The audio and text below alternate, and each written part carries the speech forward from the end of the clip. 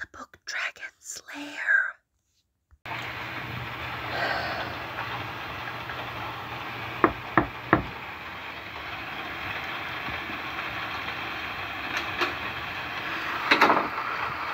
Hi. My name is Beryl. Big Girl 45. We texted back and forth for a while on Tinder. Yeah.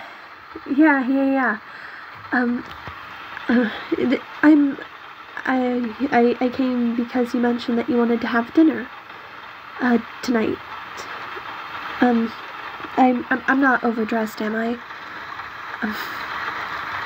Okay, thank you. Wow, you have a really big place. And it's so pretty looking, too. You have great taste in artwork.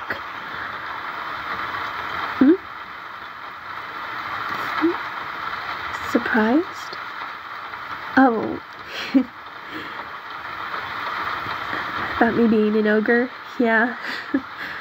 I sometimes get that a lot when people read my username, Big Girl 45. But I really am an ogre. Born and raised. It even says so on my birth certificate. But I'm glad that we're going to be having dinner together. Yeah, I've been trying the dating scene, and a lot of times it just doesn't really work out. Well,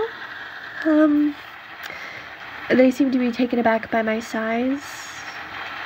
And well, I mean, everyone's entitled to their own opinion, and well, some people just don't like ogres. That's the way of it, but you don't seem to mind my size. Well, for the record, I think you're a very nice human too. You're very good looking. As well. Sorry. It's kind of been a while since my last date, and well, I'm a little nervous, can you tell? Just make yourself at home. Alright.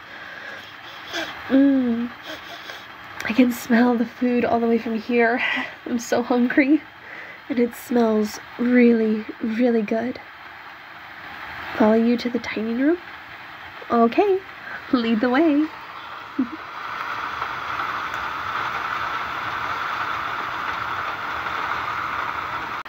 Wow. Did you make all of this food yourself? Oh my goodness. You're really talented. Is this enough? This is plenty. This is like enough to feed an army. Which, I mean, I get it. I get why you ate so much, because, well, we ogres tend to have voracious appetites, but wow, you really went all out on this dinner. Thank you. Oh, thank you for pulling my chair out. Wow. Oh, I'm sorry. It's just everything looks so good. This looks like something you would see in one of those fancy cooking magazines.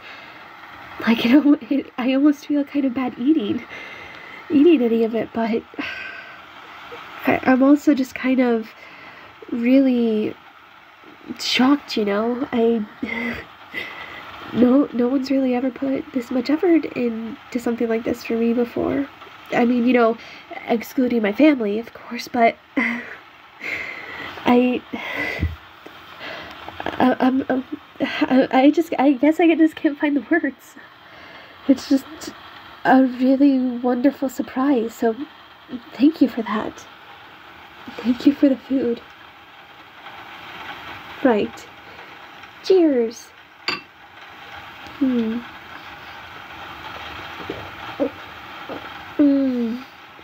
Oh my goodness, this is the This is the best wine I think I've ever had. Is this sangria? I love sangria. And you got like a charcuterie board here with salami. I love salami too. I also love prosciutto too. I like a lot of food things.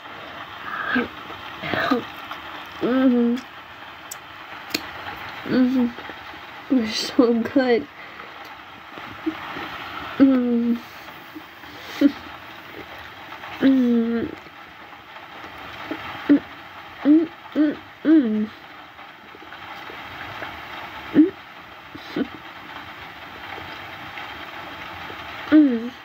Oh my goodness. This is absolutely delicious. So, aside from cooking, what else do you like to do?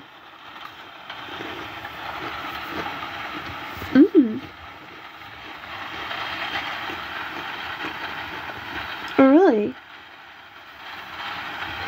You work as a producer for a cooking show? Nice. I've heard producers make really good money. That must be it. That sounds like a very good job. I don't think I'd be able to do it. You know, oftentimes the studio booths backstage are a little too small. If I wanted to visit you, I'd probably have to crawl in on my hands and knees, and even then, I'd probably end up getting stuck. Well, you know, given my my hip size. I mean, it's not the first time I've gotten stuck. But that sounds like a really good job. Do you like working there? Oh, I get it. Sometimes jobs are like that. I mean, I enjoy my job at the library.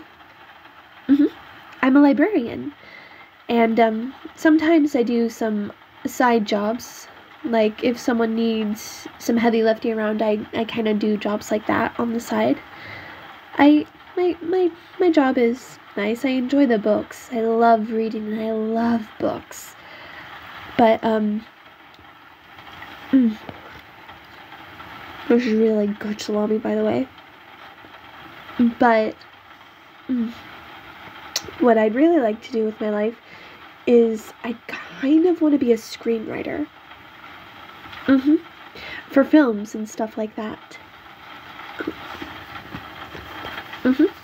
I'd want to write scripts for animated movies. That's kind of my my dream job. What about you? What's your dream job?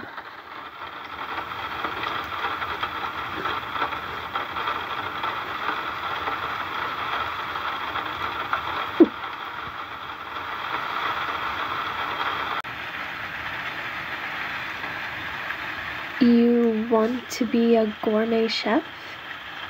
Well, you certainly got the talent for it.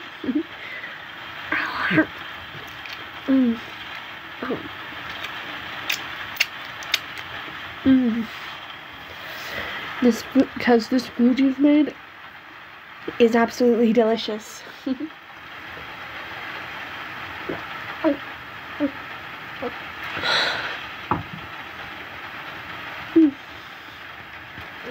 Not ravenous? Well, of course I'm not being ravenous. I'm savoring. You put so much time and effort into this just for me. I want to savor the good food and all the loving care and work that was put into it. Like with this delicious ramen you made. With really tasty broth, I might add. Because it looks like you made a little bit of everything. Which I admire that. I love the versatility. I think you could definitely make a living as a gourmet chef.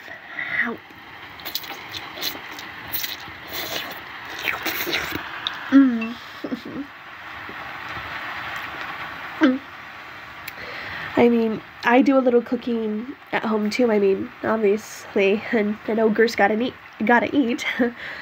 But I don't think I could do anything like that. I could certainly try. I do my best for it, but at the end of the day, that is all anyone can do, and that's their best. Mm.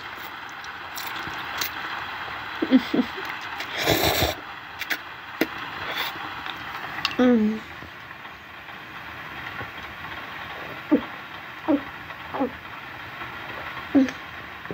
Hmm? Ogres eating people? Oh. I would say that's an old wives' tale, but I mean, back in the day, ogres did eat people and children and stuff like that. Well, back then, you know, it was humans against monsters. Though there were some ogres who were benevolent and they didn't eat humans. I think nowadays most of us have gotten the human eating out of us, like out of our system. And I think that might have been when ogres first discovered bacon and pies and how good human food tastes. But then again, I mean, again, there were some benevolent ogres who, I think they were ahead of us in the game when it came to, you know, not eating humans.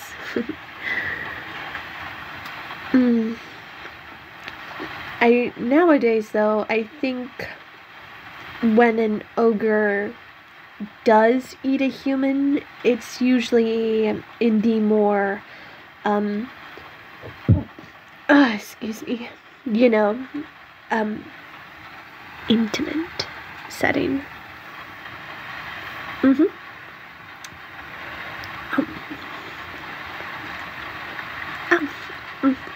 Oh, it's nothing. I just accidentally bit down on my tongue. That kind of hurts. Don't you hate when you do that? You're eating something really good, then all of a sudden you accidentally bite down on your own tongue? It's not pleasant. My family? Oh, I grew up in the mountains. Oh, over this way. I come from a family of 7.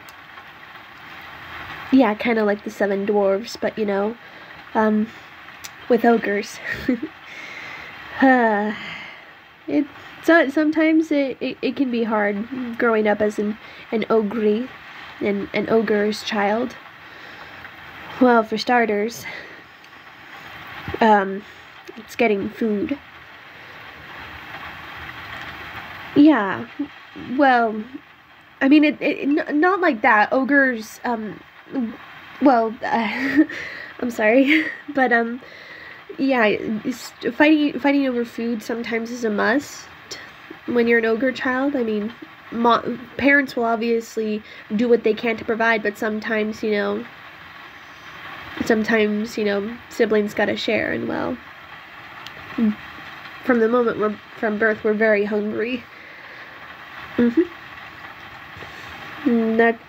And technically speaking, ogres are the first to get weaned off their mother's milk the quickest, because we drink so much of it, and then when our teeth come in, we start nibbling on things and start looking for things that look remotely edible. I had a little brother of mine, when he was starting to get into his teething phase, he had ended up eating a blueberry bush. Like, he was stripping berries and leaves and branches off of the bush and was just stuffing his face with them, happy as you please, and his face was so blue when my mother caught him. It was so funny. What did I do? I stared at rabbits. I stared at rabbits and deer, and my parents knew just by how I stared at, like, game meat, like, you know, rabbits and pheasants and deer and stuff like that. They knew I was going to be carnivorous, which is why I like to eat meat so much. What about you? What are some foods that you like? What's your family like?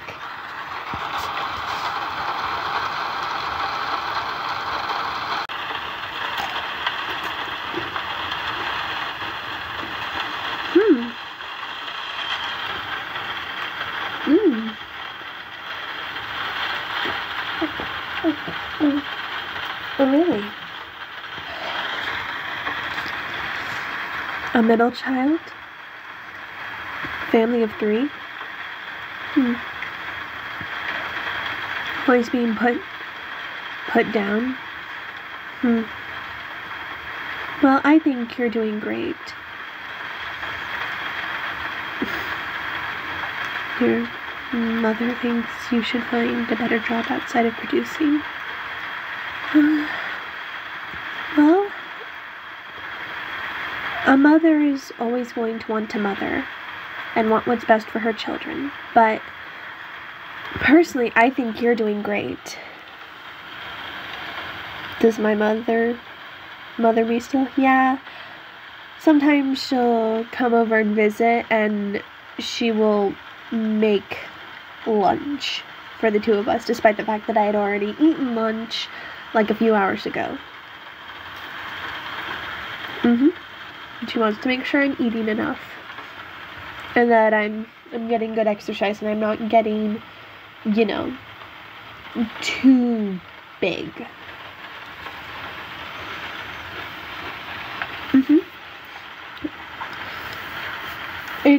I can be big, it's just I can't go, I just want to make sure I'm healthy, you know? So that's why I always try and do exercise and do all those odd jobs with heavy lifting, so that way I can keep my body in shape and have a little muscle. There's nothing wrong with a little bit of fat, especially on us ogresses, female ogres. Fat on a female ogress is considered a little bit distinguished, especially since, well, we have bigger assets. If you you know what I mean.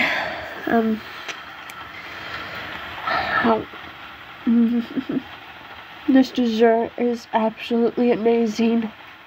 I am always telling people chocolate and oranges go together, but no one listens to me. It's okay.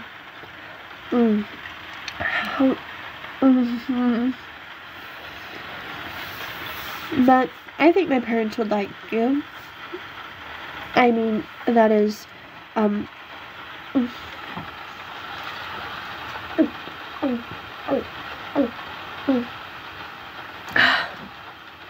mean, that is if you wanted to meet them, which I mean, if you wanted to meet them, we'd have to get to know each other better, and well, I think meeting the parents is definitely something 2 couples should do when they are serious in their feelings with one another. And well, I've enjoyed this time with you. I think you're a wonderful individual, but I don't know how you feel about me, because, well, you like to meet my parents? Well, are you sure? Because I have quite a few siblings, and my family can be a bit loud and very, much, for lack of a better term. Are you sure? Oh. Okay, excuse me, I'm sorry. But, if you're sure, then I suppose we could, but, I want to wait a little bit, at least until we've gone on a few more dates and gotten to know each other better, because if this does pan out, I would like for you to meet my parents too, because, I mean, I like you, and, oh my goodness, is it that time already? Wow. I've just been eating so much good food and talking with you. I guess we both lost track of time. Well, I better get going, but I had fun. I enjoyed this dinner tremendously. So thank you. Thank you again for that. I greatly appreciate it. I know I sound like a broken record, but I want to make sure you understand that. If you're not doing anything, next Thursday, I hear the Summer Arts Festival is going to be in town. Excuse me. Sorry. All that good food in my stomach. But what I was saying was, if you don't have any plans, next Thursday, did you want to maybe go to the Summer Arts Festival with me? They sell a lot of really pretty cool things, and you can look at a bunch of artwork, and they sell elephant ears and funnel cakes, and sometimes they also sell ribs and hot dogs, and maybe we could go do that for our next date. Alright. I'll text you my number, and I'll give you the details later. I'll see you then, human. Thank you. Have a good evening. Goodbye.